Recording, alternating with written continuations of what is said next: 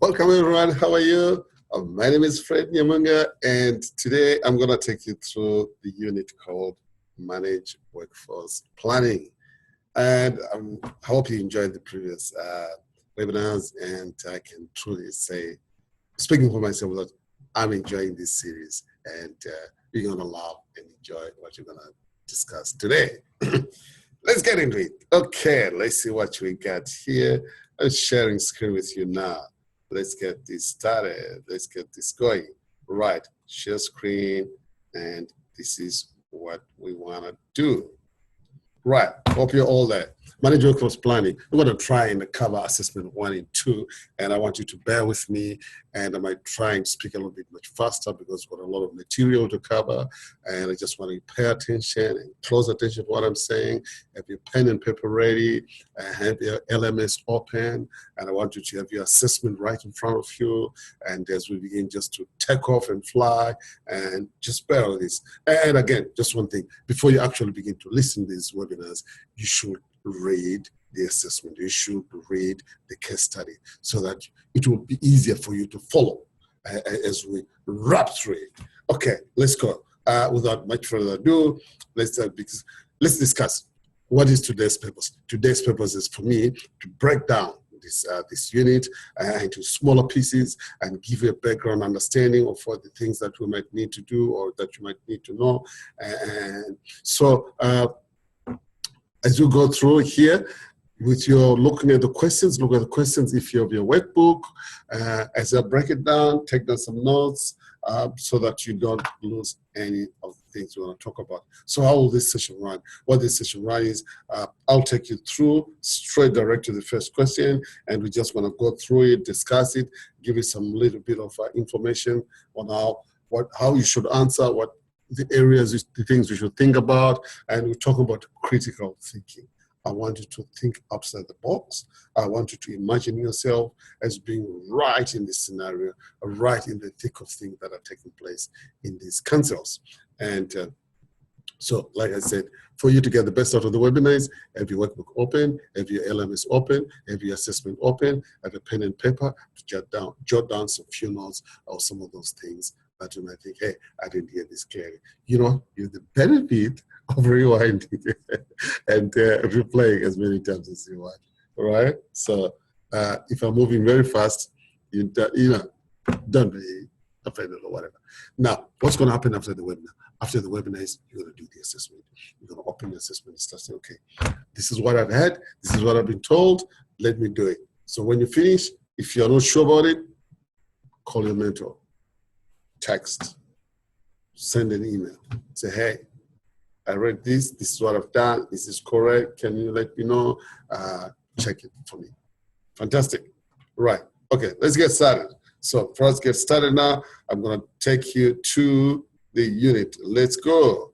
And we're gonna have to share with you my workbook. Right, there you go. So I say this is a new share, and this is the workbook, and I got you.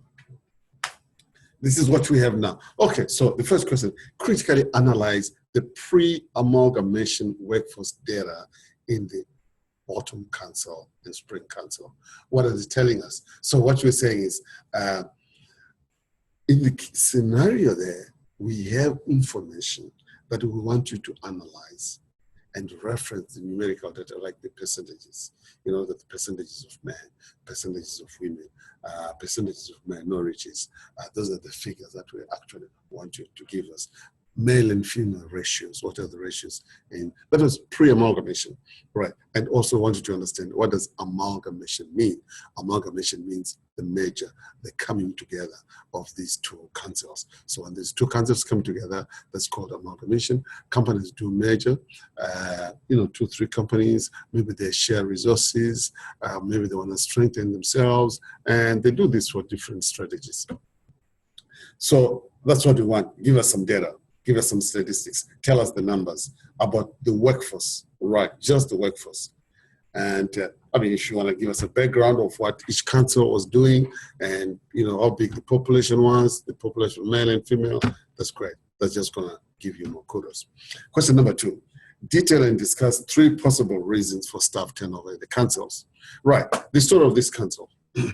is you had two councils, autumn and spring. Autumn council's economy was reliant on mining. Spring council reliant on grazing and agriculture. So what happened? Autumn council, the mining boom came to an end. Commodity prices of mining went down the tube. The miners were not getting the price they wanted for their commodities. And therefore, as a result, they were losing money. What does that mean? That means the costs were higher than actually the money they were making. So as a result, they had to let some of the workers go. And some of those workers that live in Autumn Council, of course, they're breadwinners. And so how does the council revenue, where does it come from? Council revenue comes from the rates that we pay, because the council provides us services, for instance, your sewage, your waste collection, your cleaning, and all those things, the planning that the council does, demarcation of roads and the maintenance of all those things that are beautiful in our councils.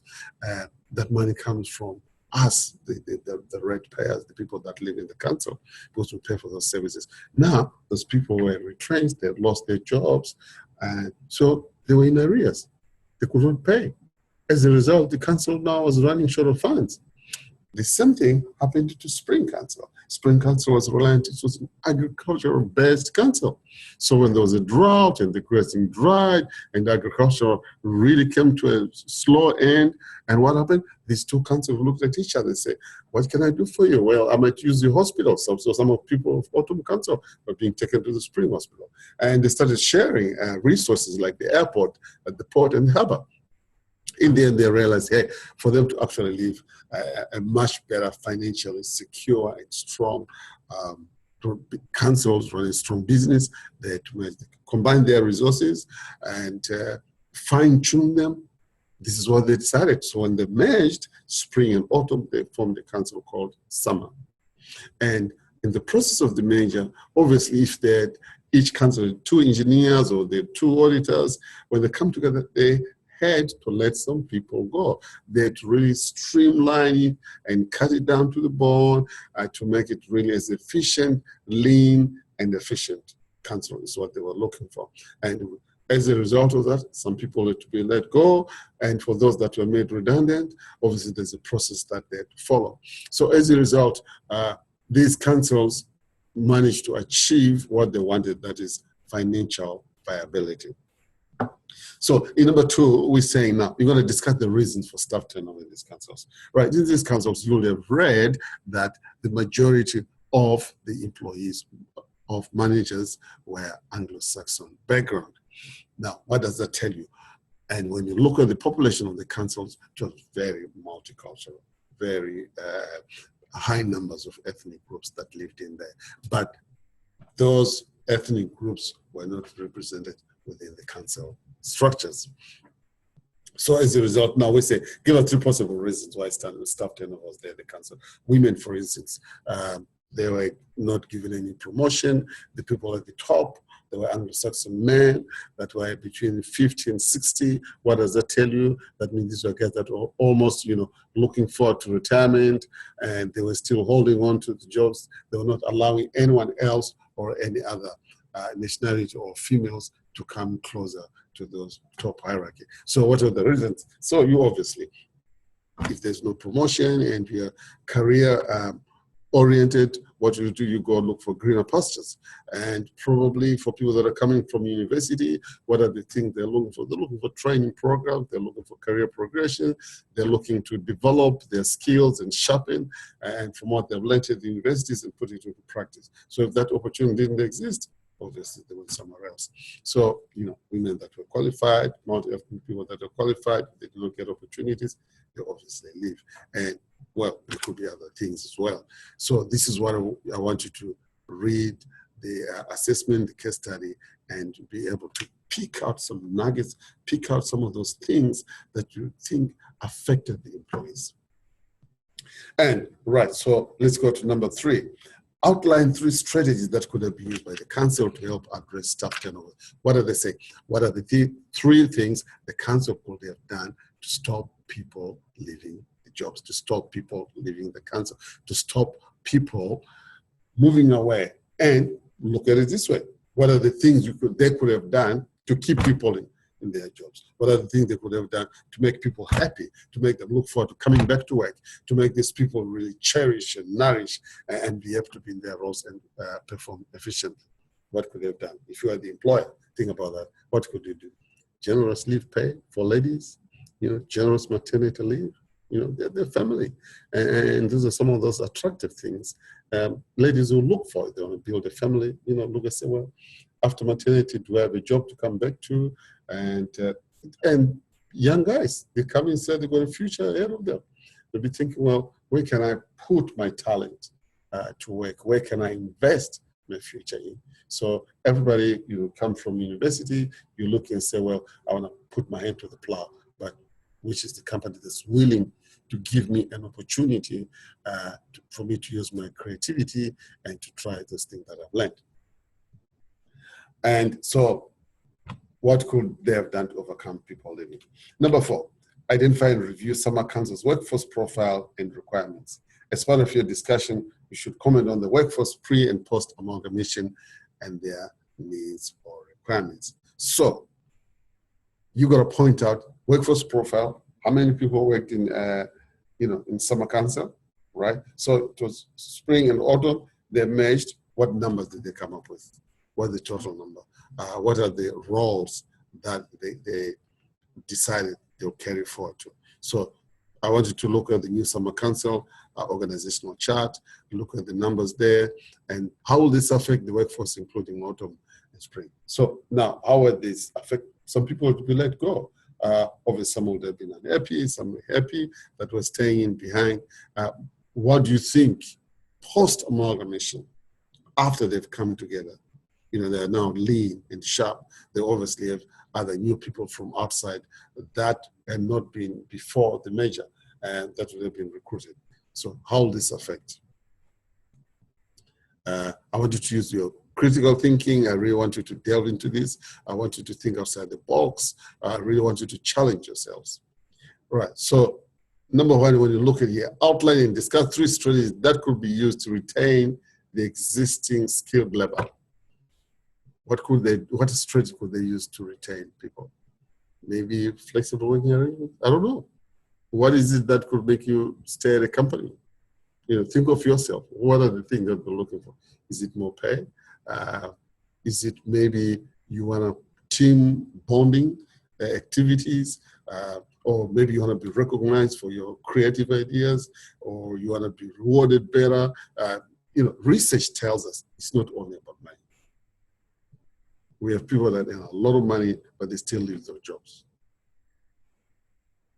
What is it that you would want or that you would expect an employer to do for you to keep you interested in the company? Number 2, identify and define 3 objectives that Summer Council can engage to help secure workforce diversity. So what are the things that Summer Council can do to secure workforce diversity? All right? What ideas could they come up with? So you got to start looking, what is workforce diversity? Workforce diversity, we're talking here about multiculturalism, the policy of inclusion. We're talking about having the tolerance to work with people and appreciate other people that do not look like you, talk like you, eat like you, believe like you, think like you. But probably you discover there's quite a lot of enriching experiences that other people can bring to the table. And those are the people that bring to the table, the things that they bring in are very beneficial to the organization and very beneficial to, obviously, the business and beneficial to the success of meeting the goals and objectives of what the council already put in place. And so to get there, those 3 things that can do to ensure this, we'll probably maybe have a policy, diversity policy, right? And what will that policy entail? That policy will really be encouraging heads of department to go out there and employ people that reflect the diversity of their customers.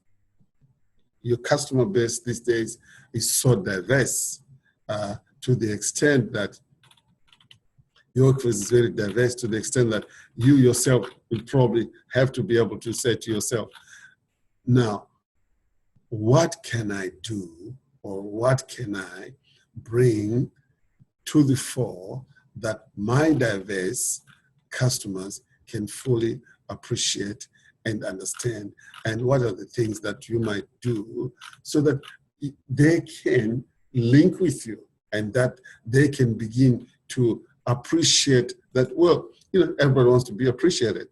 And so for you as an employer, those are the areas that you probably need to be thinking of and to say, what does my customer base want? What are the customers thinking? Look at companies like McDonald's. Before, when a McDonald's started in America, they didn't have all the various types of foods that meet the cultural diversity worldwide. I mean, think of halal foods. There was never anything like that when McDonald's started. And think of the KFC. Now they got even piri-piri kind of food that they have. Why? You got also vegetarian and non-vegetarian in most of the McDonald's, most of the international fast food market. Why? It's all trying to meet the diverse part of their customers. Right, listen, discuss 3 strategies that Summer Council can engage to source skilled labor. What can they do to source skilled labor? Obviously, you use the internet, your seek.com.au. They might go probably into the printing press. They might maybe use blogs. They might want to use maybe LinkedIn, word of mouth. These days with social media, wow.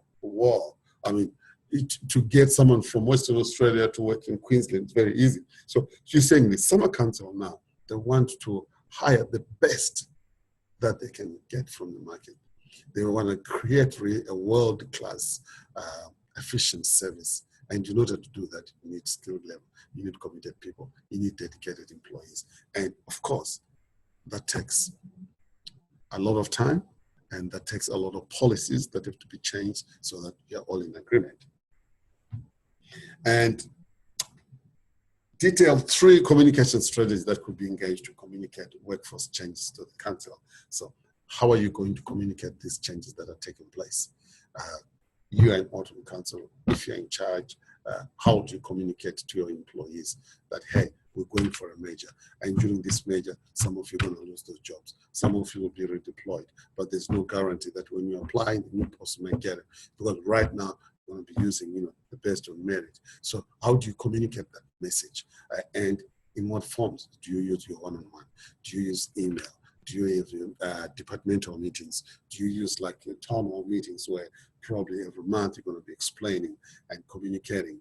Do you use your company website to communicate these things? So what are the ways you think you would want to be communicated to? If that was happening in your company, if you're being affected, what are the ways you would prefer your boss to communicate with you?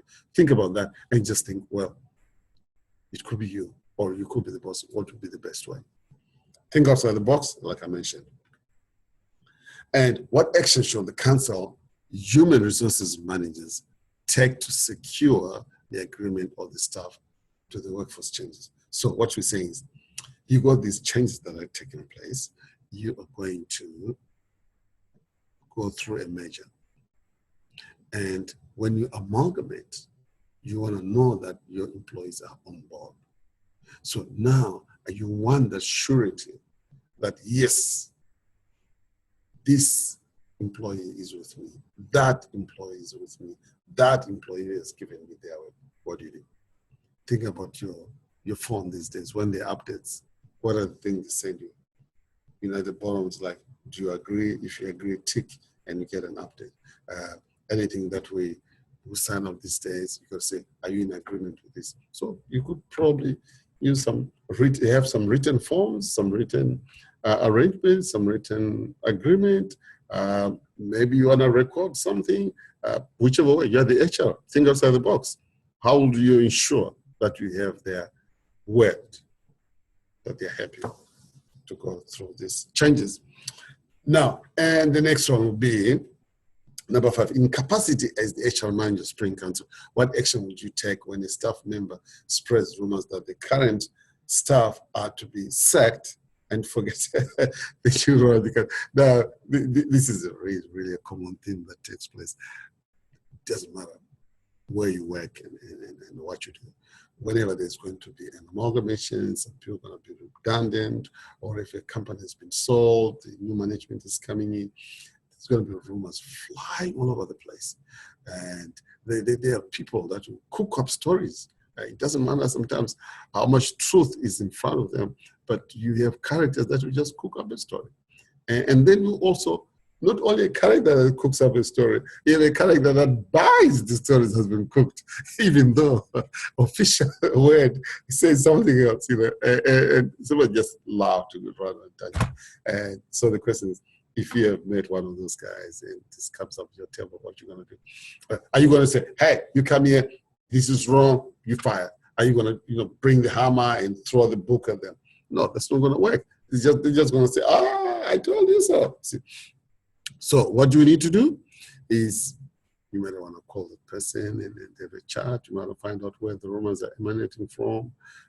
You just want to find out who's running a parallel HR department to you.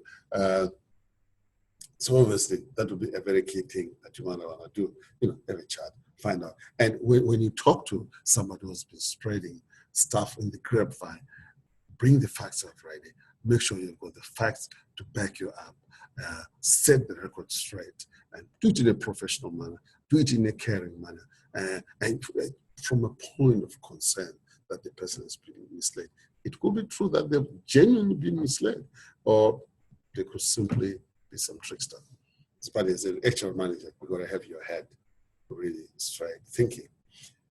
Now, okay, let's go to the next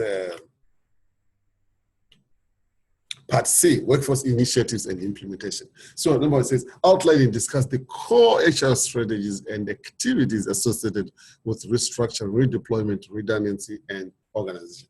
So what are the activities that are involved in this? So if we're going to break this down, say restructure, oust of the business. That means now you're going to have a new organizational chart where probably you had 2 general managers, maybe you had 3 engineers. So now you restructure, you need to come up with a new organizational chart and say to everyone, this is what we are going to have. These are the roles that are going to be here.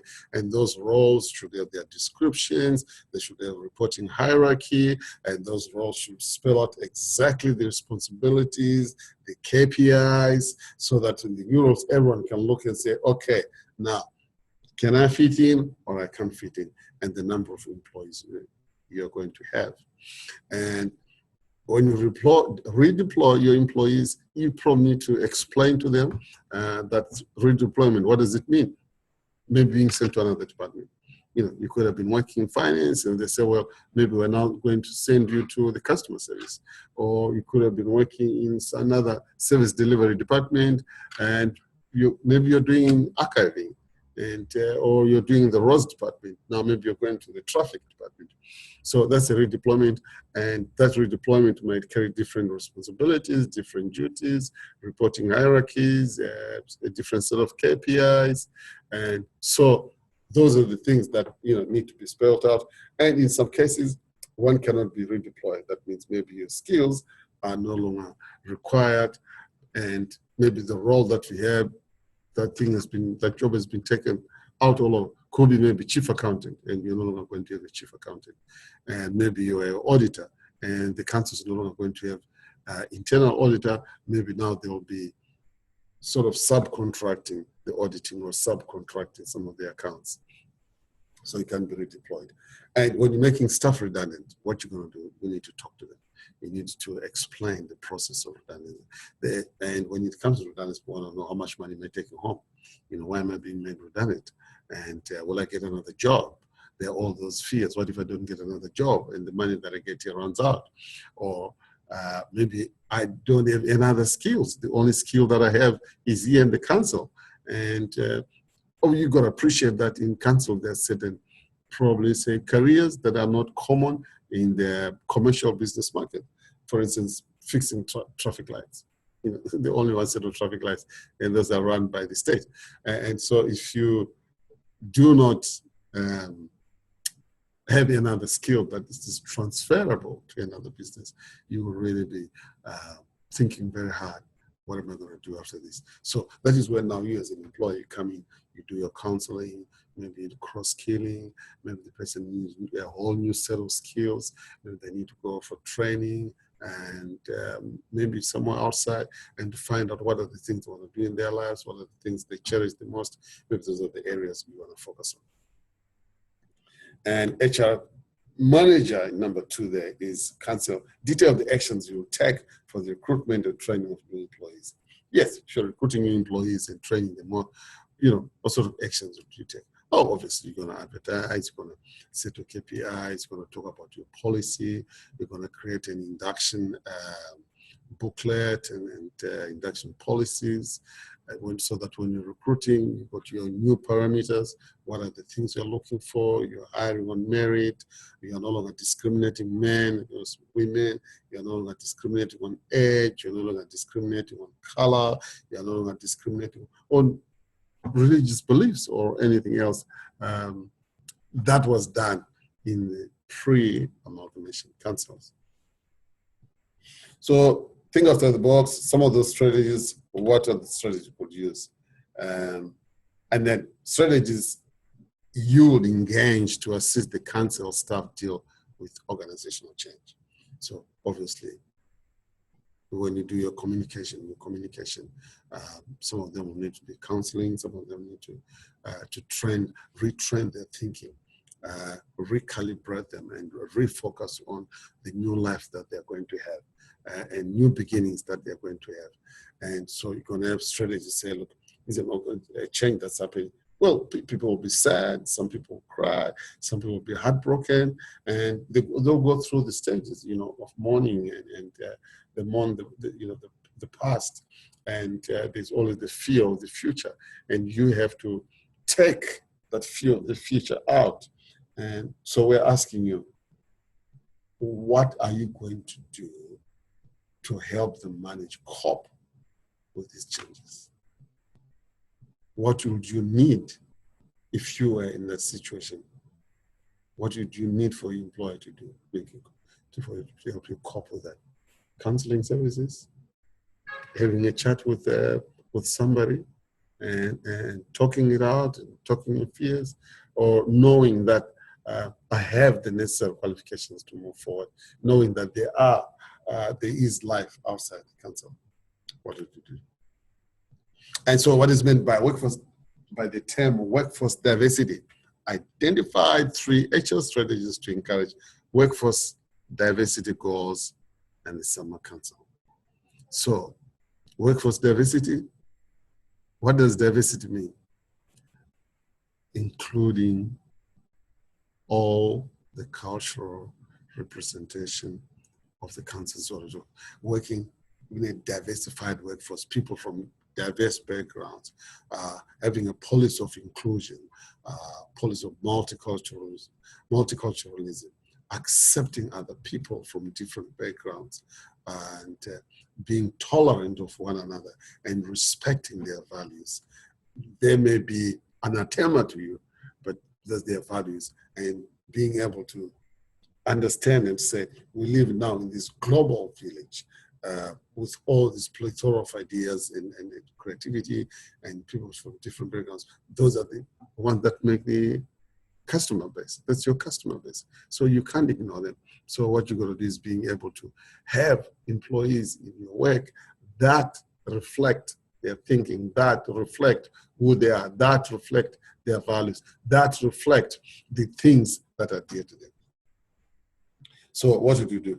I would, have a diversity policy, have a policy of inclusion, have even these days you can actually train and run programs in your workplace, programs about diversity, teaching people about learning to include each other, bonding sessions, and have team meetings, and have maybe even speakers from different backgrounds, explaining where they come from, explaining their values, and what we could benefit from them.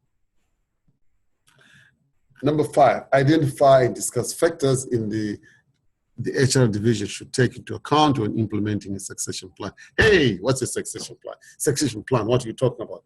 The word speaks for itself.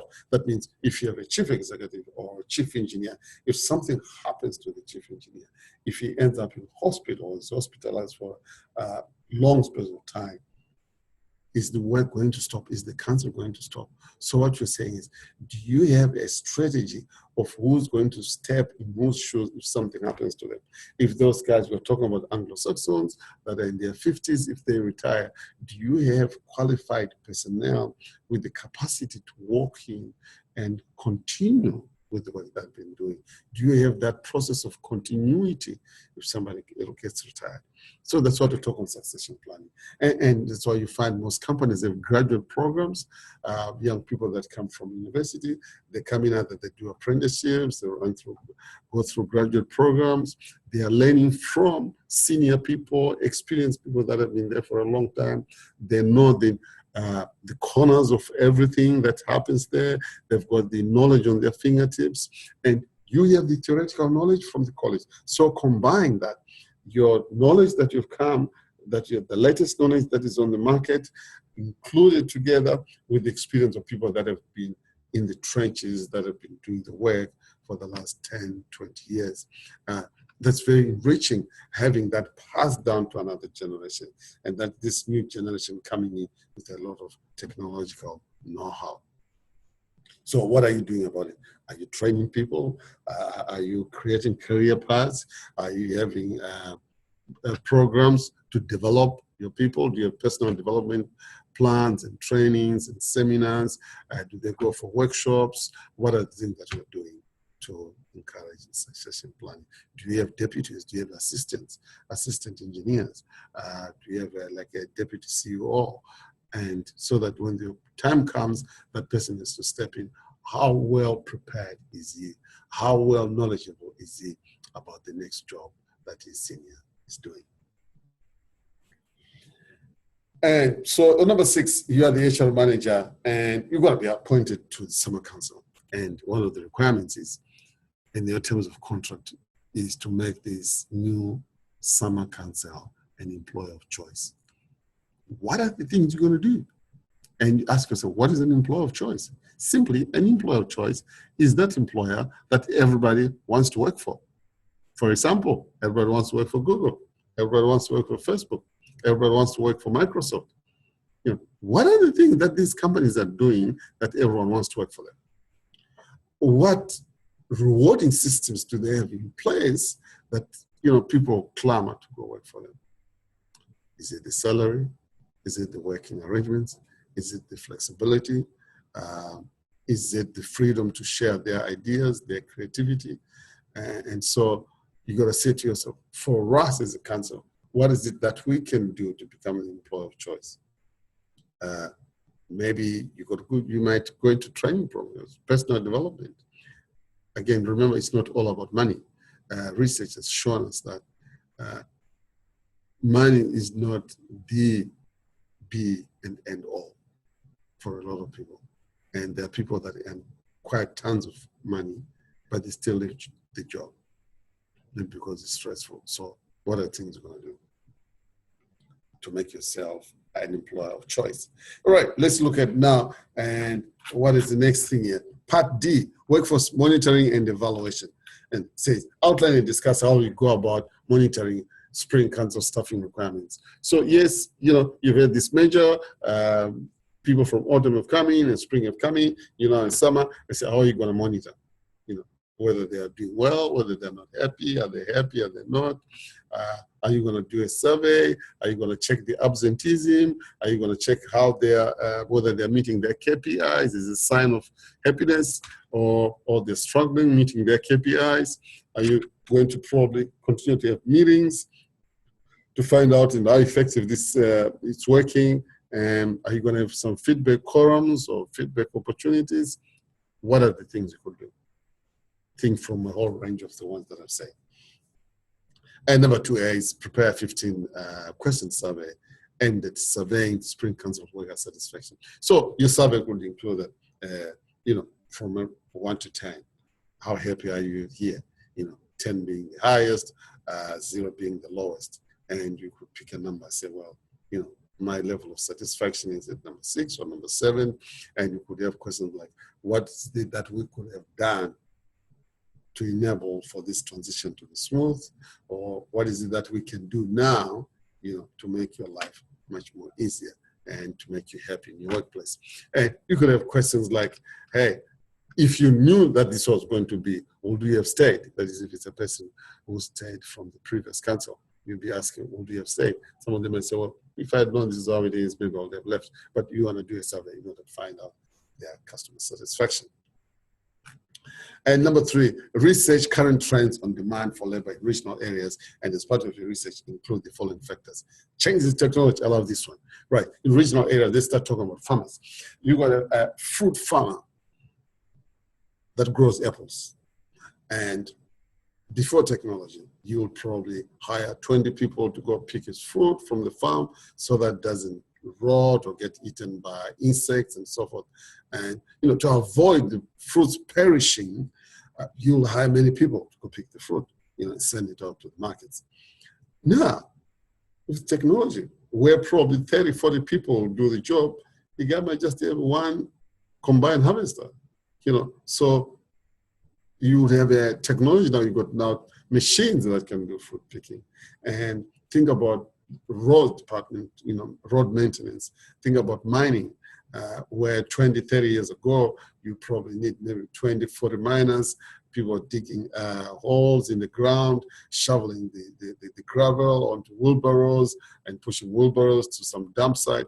Now you got one big, huge truck that just it digs, and it throws the dust on its back. So now you got the technology of machines that are doing the work of 20 people. So those 20 people that would have been doing those jobs, where are they? So those are the changes in technology. And another change in technology, when I want to look at it, is you could be working here in Sydney for a mining company in Western Australia. So again, that helps in that technology has enabled these companies to actually have employees that could be anywhere in the world and still meet the criteria and still meet the job. You could be a consultant, you don't have to be there. You can be an accountant, you don't have to be right on the mining site. You can do out of here, and with the help of technology, like as we're communicating through webinars, you could be communicating having video conferences, and the information these days is stored on cloud. Competition for workers. Yes, regional workers are constantly competing for workers, and it is really a dire situation in that qualified people, skilled people, do not see opportunities of working or advantages of working in regional areas. For instance, if it's a family person, it's got children, be thinking, well, if I go and work out there in the regional areas, where will my children go to school? Do they have kindergarten? After they finish school, can they get jobs? Even for himself, if you think, well, if I go and work out somewhere there in Orange, in a company, and if that job dries up, what are the opportunities of me getting another job? And again, in this world of networking, a lot of people, hence then they prefer to work in big cities, because the security is that if that job dries, there's an opportunity to get another. For family people, their families can grow in a bigger society. There's a variety of schooling and activities that their kids can get involved in. And so when competing for workers, the companies in the regional areas really have to go out of their way to offer people the program, to go out of their way to offer the will-be employees either a higher rate, offer them something that the urban dwellers are not being offered by companies in urban areas.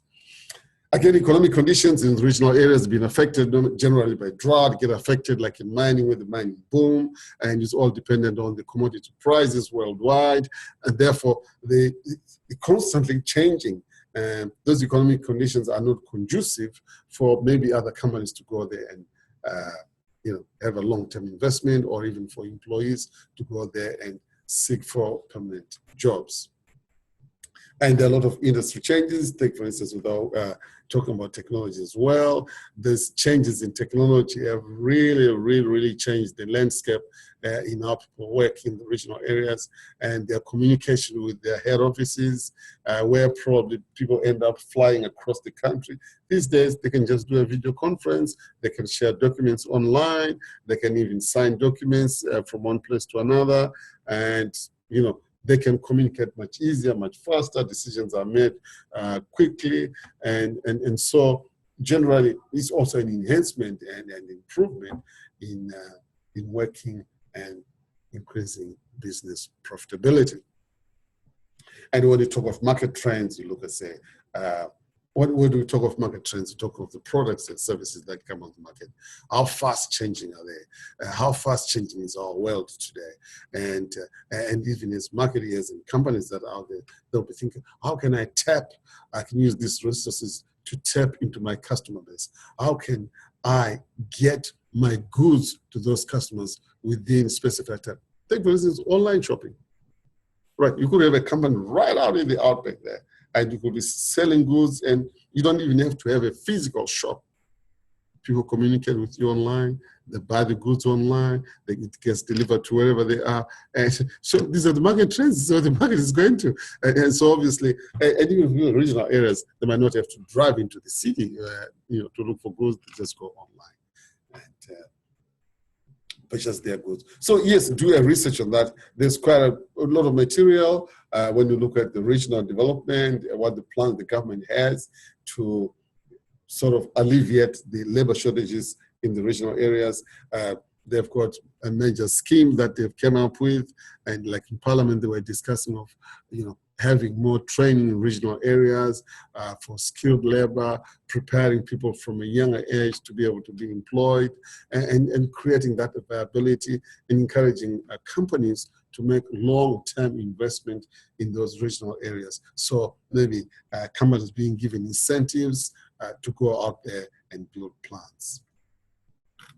And yeah, I think we're getting closer to, this is our assessment too. So obviously now when we look at this as a wrap up to what we've been discussing, let's just go back to our slide and where we can do a recap. Let's go now to slide. And just as a recap here, remember there were two councils, autumn and spring, and all these autumn and spring, what happened? They were suffering the same financial constraints. The dying of the mining boom, the dying of the grazing agricultural lands, and brought these two councils to their financial needs. And as a result, for them to survive, they realized they have to come together and share the resources. And within that process, some people had to lose jobs, some people were redeployed, and also that was an opportunity for the council to redesign itself, have new policies like diversity policy, policies of inclusion, begin to hire people on merit, and begin to have maybe create career progressions. It was an opportunity for them to look at their reward system, like how does people get rewarded, what are the things people are looking for. It was also an opportunity for the companies to be able to say, how can we make ourselves an employer of choice? What are the things we need to include to be attractive to skilled labor outside? What are the things or the carrots we can use to dangle for people to run through and apply and work with us? And they also have to look at strategies for their employee retention. How can we keep the workers here? How can we keep them interested in working for us? How can we sort of really capture their imagination and have workers that are, very creative, innovative, and that can continue working with us? And they look again at career progression. How can we have continuity of the council? If people leave, they retire, and for some reason we cannot have them any longer, and how do we create that succession planning? How can we create that continuity? And hey, it's been a pleasure talking to you. And what happens from here is obviously You can call your mentor if you need more details or you finish your assessment and you want to know if it's correct. But if you're confident that you've done the right thing, hey, be brave. Just submit it, and you'll get feedback from our mentors. You get feedback that, hey, you need to readjust this. There might be things that you need to do. And if you have any questions, concerns, email me, give me a call, go to our website, ring our 1300 number. And obviously, each of you that are listening, you have a mentor, get in contact, give a call, text, email, and let us know how you're getting along. Hey, it's been my pleasure. And it's my joy to work with you. And it is my desire that you finish this course, that you succeed, that your goals are met, and that your objectives and that the dreams that you have and the reasons why you joined this course, that those very reasons are achieved and those very purposes are met. Hey, thank you. Good luck. Stay well. And hope to see you soon. Hope to see your assessment. And wish you all the best. Good luck. Thank you, and bye-bye.